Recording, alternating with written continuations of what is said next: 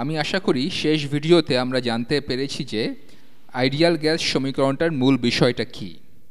সমীকরণটা হলো চাপ গুণ আয়তন সমান হচ্ছে যতগুলো অণু আমাদের কাছে আছে গুণ একটা ধ্রুবক গুণ তাপমাত্রা। এর পুরোটাই সহজ, আশা করি বুঝতে পারছেন যে এরা এই সমীকরণে কিভাবে এসেছে।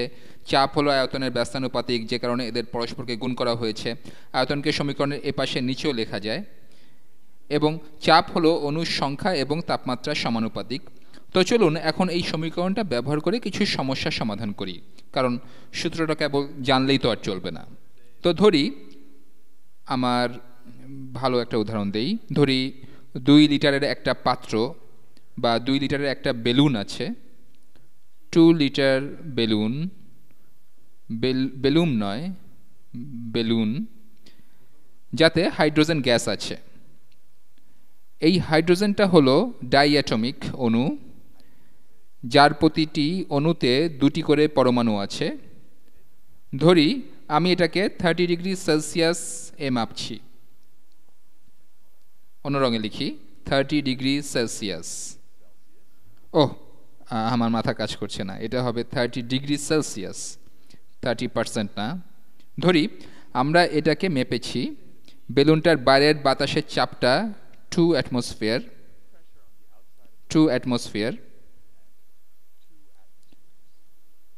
2 অ্যাটমসফিয়ার।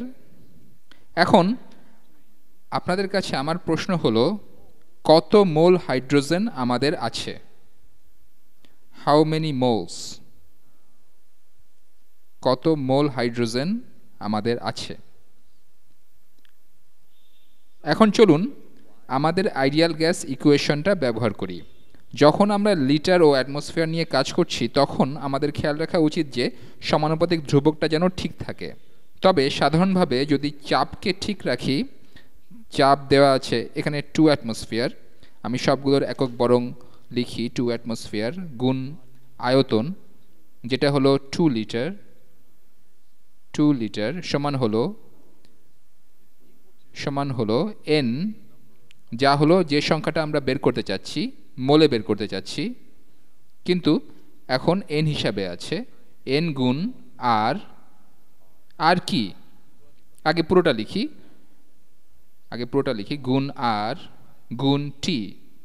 তাপমাত্রা হয়তো এখানে 30 ডিগ্রি সেলসিয়াস দেওয়া, কিন্তু সাধারণভাবে সমস্ত গ্যাস সংক্রান্ত বা থার্মোডাইনামিক্স সংক্রান্ত সমস্যায় বা যখনই তাপমাত্রা সংক্রান্ত সমস্যার সমাধান করবেন একে কেলভিনে রূপান্তর করতে হবে।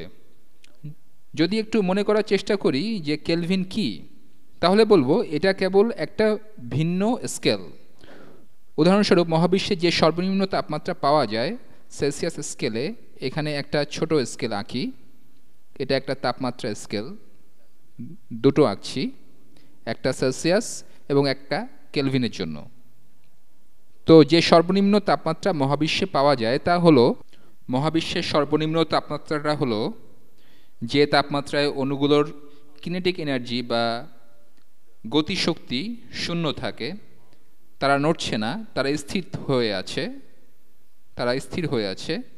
তো সেলসিয়াসে এটা হলো -273.15 ডিগ্রি সেলসিয়াস।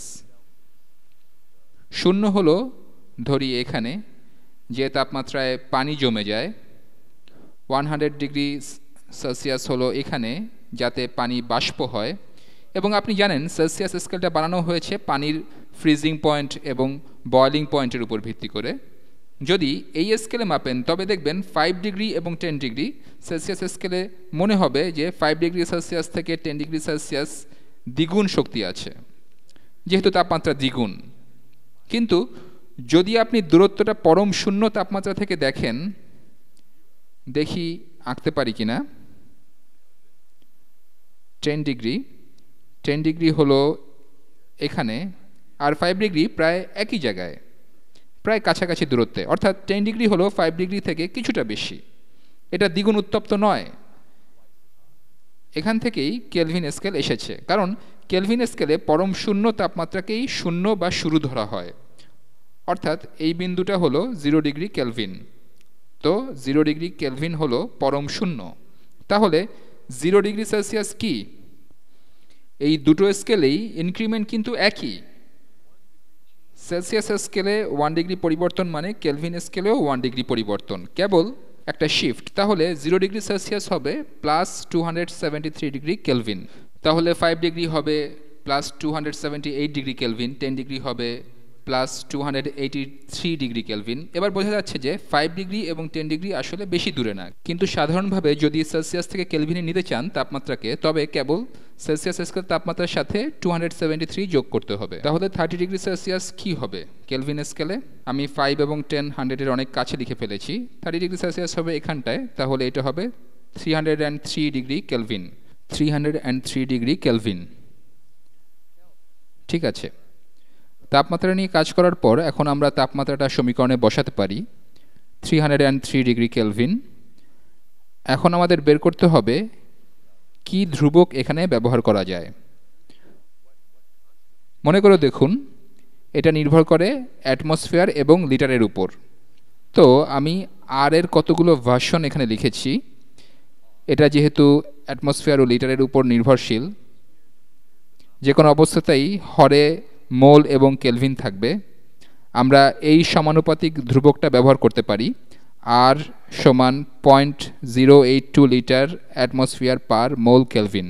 আমি লিখছি, আমি পুরো সমীকরণটাই আবার লিখছি। 2 অ্যাটমসফিয়ার গুণ 2 লিটার সমান n গুণ 0.082 litre atmosphere per mole kelvin গুণ 303 ডিগ্রিজ কেলভিন। তাহলে দেখি এখন কি হয়, সবগুলো ইউনিট কাজ করে কিনা। আপনারা যখন ডিমেনশনাল অ্যানালাইসিস করবেন তখন একককে সংখ্যার মতো করে ব্যবহার করতে পারেন। যদি আপনি এই সমীকরণের উভয় পক্ষকে অ্যাটমসফিয়ার দিয়ে ভাগ করেন তাহলে অ্যাটমসফিয়ার কেটে যায়, যদি উভয় পক্ষকে লিটার দিয়ে ভাগ করেন তাহলে লিটার কেটে যায়। যেহেতু কেলভিন উপরে ও নিচে আছে তাই এটাও কেটে যায়। তাহলে আমাদের থাকে 2 গুণ 2 সমান n গুণ 0.082 গুণ 303 এবং থাকে কেবল একটা পার মোল বা 1 পার মোল। তাহলে n এর সমাধান বা মোল সংখ্যা বেরোবে যদি এই পুরোটা দিয়ে উভয় পক্ষকে ভাগ করি। তাহলে আমরা পাই 2 গুণ 2 4 বা 4 ভাগ 0.082 ভাগ 303। আমি ডানে জিনিসটা বায়ে আনছি, বা বলা যায় উভয় দিকে এটা দিয়ে ভাগ করছি, এবং 1 পার মোল দিয়ে এটাকে ভাগ করা মানে এর সাথে মোল গুণ করা। তাহলে মোলস সমান সমান n। তাহলে এটা কাজ করছে বা n এর পরিমাণ মোলে এসেছে। এখন কেবল ক্যালকুলেটরে হিসাব করতে হবে যে পরিমাণটা কত আসে। তাহলে 4 ভাগ 0.082 ভাগ 303 সমান 0.16, অথবা বলা যায় 0.161, কিন্তু দশমিকের পর 2 ঘর পর্যন্ত নিচ্ছি, তাহলে সমান 0.16 মোলস। হাইড্রোজেনের 0.16 মোল। আমি বলছি যে এটাই আসলে হাইড্রোজেনের অণুর সংখ্যা, কিন্তু যদি আপনি অণুর সংখ্যা সাধারণভাবে জানতে চান তবে একে 6.02 × 10⁻23 দিয়ে গুণ করতে হবে। যদি আপনি জানতে চান যে হাইড্রোজেনের ভর কত, যদি আপনি হাইড্রোজেনের ভরটাও জানতে চান, আমরা সাধারণভাবে 1 মোল হাইড্রোজেনের ভর বের করতে পারি। 1 মোল হাইড্রোজেনের ভর, এখানে একটা হাইড্রোজেন পরমাণুর ভর হলো 1 অ্যাটমিক ম্যাস ইউনিট। তাহলে 2 পরমাণু বিশিষ্ট হাইড্রোজেন অণুর ভর হবে 2 অ্যাটমিক ম্যাস ইউনিট। তাহলে 1 মোলের ভর হবে 2 গ্রাম। এখন এক্ষেত্রে যখন 0.16 মোল আছে, একে যদি গ্রামে নিয়ে আসতে চাই, ক্যালকুলেটর লাগবে না, তাহলে এখানে হাইড্রোজেন গ্যাসের ভর হবে 0.32 গ্রাম। আমি কেবল গুণ করেছি কারণ প্রতি মোল হলো 2 গ্রাম। যাই হোক, আশা করি ভিডিওটা আপনাদের কাজে লাগবে। আমি আরও অনেকগুলো এমন সমস্যার সমাধান করব, কারণ এখানে অঙ্কটা সোজা, কিন্তু ঝামেলা হলো সঠিক একক ব্যবহারের। মোল, কেলভিন, অ্যাটমসফিয়ার নাকি কিলোপ্যাসকেল ব্যবহার করব এগুলো নিয়ে, এবং কতগুলো সমস্যার সমাধান করলে আমরা একক এবং সঠিক ধ্রুবক বেছে নিতে শিখব। পরের ভিডিওতে দেখা হবে।